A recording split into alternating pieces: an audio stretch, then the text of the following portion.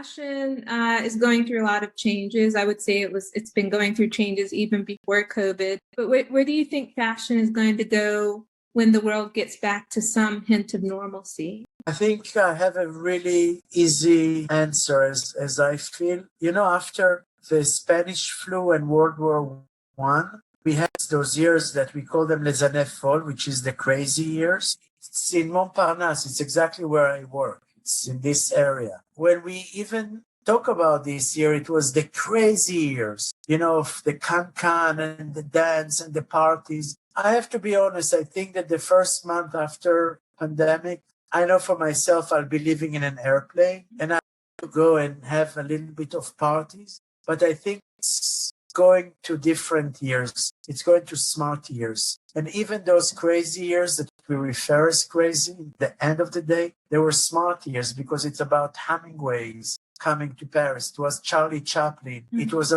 Finn Baker coming to Europe. Yeah. It was about I needed a change. And I'm afraid that if I will call it Alber Elbaz, it will be an extension of what I had done.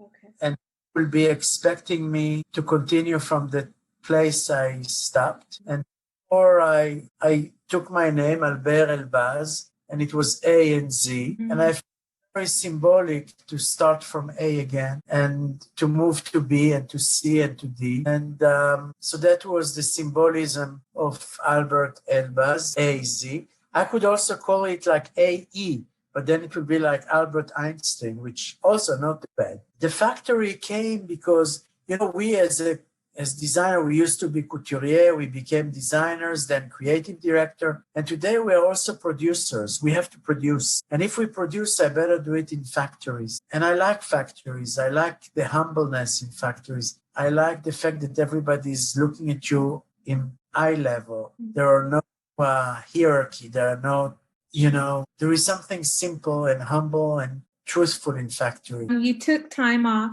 from fashion to regroup, rethink, and to fall back in love with fashion. What did you learn in your time off about life? That boredom is an amazing and an important element and essential for creativity. That will suggest to every creative to take some time off in order to go back to themselves, to meet themselves. And I think that it's like a seed of a flower. In order to grow and to flourish, you have to be put deep, deep, deep down dark. And that's where I was. But this was the moment that everything was so difficult that I had to think of newness and innovation and beauty. And that's where I was doing what I was doing.